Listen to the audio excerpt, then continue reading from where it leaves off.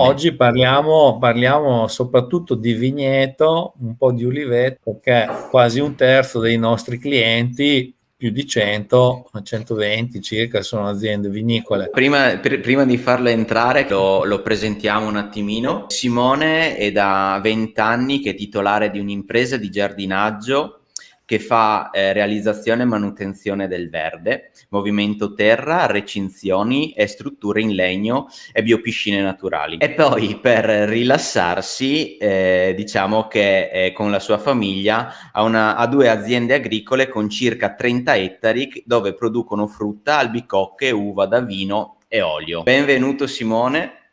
Buonasera a voi. Raccontaci quindi del Cavalier Gobbi, su impianto Allora, di vigneto. invece, qui partiamo da un impianto in azienda. Siamo partiti con una parte non piccola, perché comunque è una superficie di 1 ettaro, cercando di utilizzare step by step, quindi con diverse, diciamo, gradi, le diverse energie che comunque sfruttiamo in elettrocultura, quindi le energie cosmiche, quindi date dal sole e dalla terra, e poi le piante, quindi cercare di mantenere al meglio la pianta, utilizzando al meglio l'acqua, l'ecosistema, non ultimo, ma non ultimo per importanza, l'essere umano, che comunque fa la differenza. Questa è la situazione del campo, vista dall'alto, quindi è questa parte all'interno del quadrato, dove è impiantato un vitigno che è Pinot Grigio. Questo è un impianto fatto a giugno del 2022. Questa è la situazione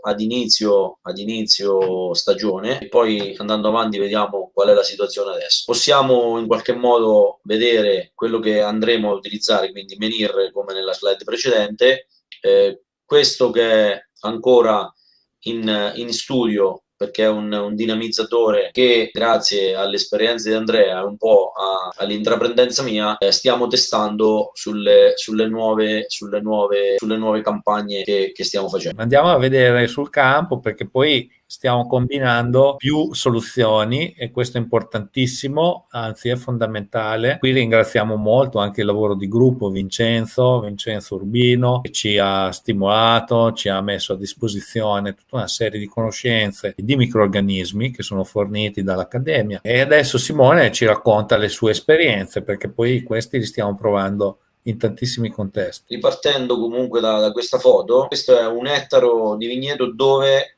non è stato fatto nessun tipo di concimazione e nessun tipo di trattamento sia di crittocamico che insetticida, solo esclusivamente con l'utilizzo dei microrganismi, che precedentemente diceva Andrea, e acqua dinamizzata per caricare l'irroratore. Quindi io carico l'irroratrice con l'acqua dinamizzata, con quello strumento che stiamo testando, inserisco i microrganismi. Quindi elettrocultura, comunque anche l'elettrocultura.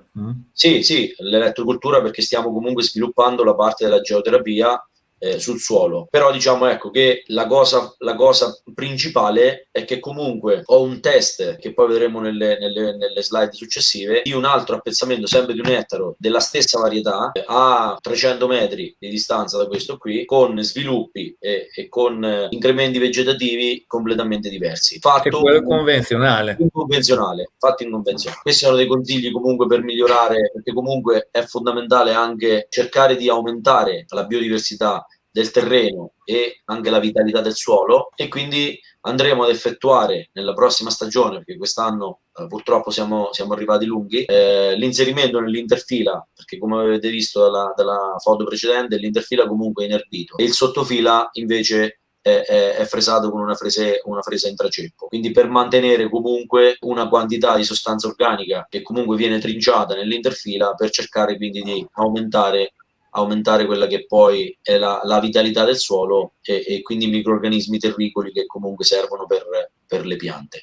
Nella stagione successiva andremo, come si vede nella slide successiva, ad inserire il lupino, perché comunque è una pianta che mi fa sicuramente molta foglia, molto apparato aereo, che poi la mia idea è quella di trinciarlo e utilizzarlo come pacciamante nel sottofila, in maniera tale di andare anche a ridurre quella minima lavorazione che è la fresatura sottofila, in modo da non toccare più comunque il terreno. In più ci porta azoto perché è un azoto fissatore. E quindi anche quello, ma oltre quello che comunque ha un apparato radicale che è comunque fittonante ed arriva a delle profondità importanti, e quindi mi dà anche quella capacità di maggior assorbimento e elimina la possibilità anche di lisciviazione o di scorrimento di acque superficiali, perché comunque non è un pianto che è comunque su un appezzamento in pianura, ma in collina con delle pendenze non minime, insomma. No, quindi... però ci tengo a sottolineare che tutti questi approcci sono parte della nostra progettazione che proponiamo e che fanno parte appunto dell'incremento di biodiversità, dell'incremento di resilienza, di tutta una serie di fattori che prevedono appunto un grandissimo lavoro con l'ecosistema e con il suolo.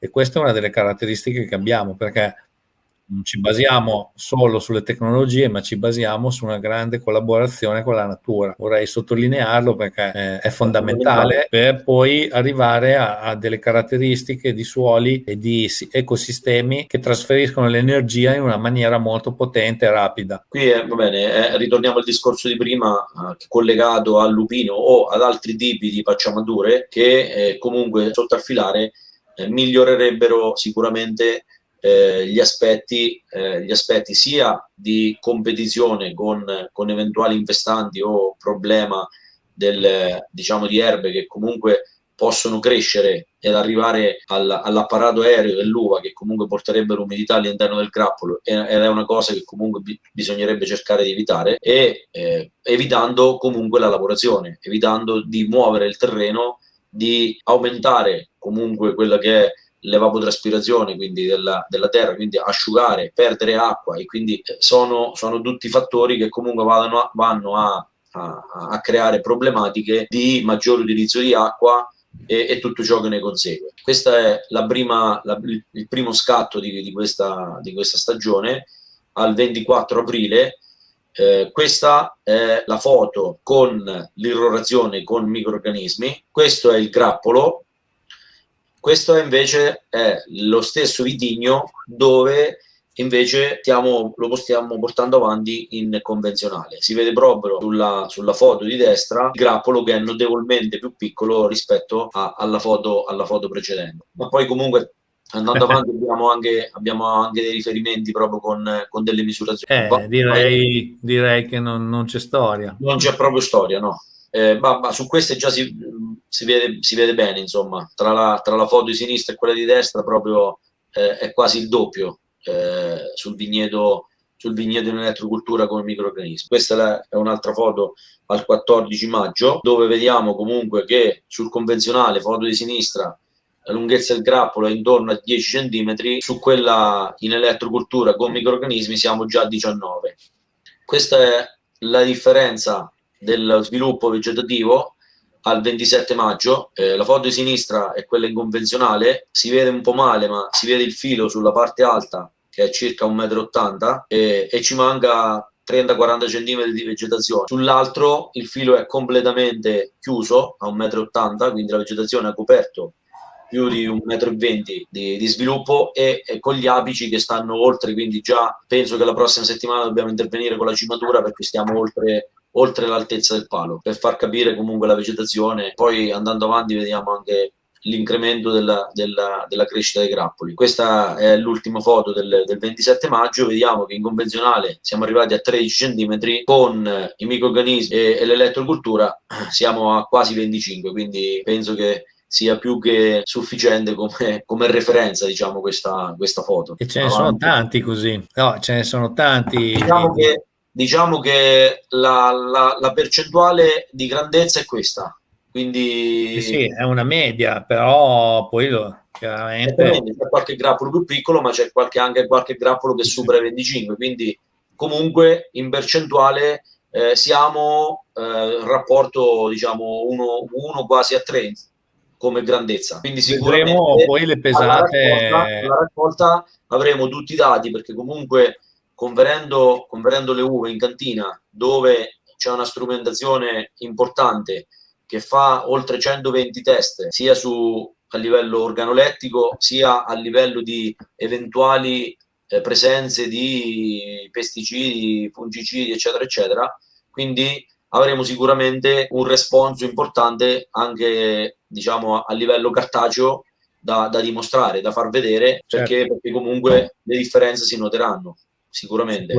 Sicuramente. Sappiamo che aumentano i gradi BRICS, sappiamo che aumentano tutta una serie di parametri, quindi è da capire su questa varietà e poi da qui alla vendemmia appunto come si comporta. Di solito questo quando lo vendemmi? Guarda, questo l'anno scorso siamo andati in raccolta qualche giorno prima di Ferragosto, che comunque Quindi sto a presto. 1 chilometro dal mare, quindi arrivo molto prima rispetto all'entroterra. Quindi sono, diciamo, il primo che raccoglie il pinot per tutta la cantina. Quindi a breve avremo i risultati, perché tanto qualche mese. Certo, ormai siamo a giugno, luglio, agosto, dai, bene, siamo Non vediamo curiosi. l'ora, non vediamo l'ora. Poi questo Pinot ce lo devi far assaggiare, E qui va bene, un sunto di quello che abbiamo visto sulle foto, quindi appezzamento convenzionale, sviluppo superficie fogliare 15%, misura del grappolo 10 al 14 maggio, situazione al 27 maggio, abbiamo un 40% della superficie fogliare coperta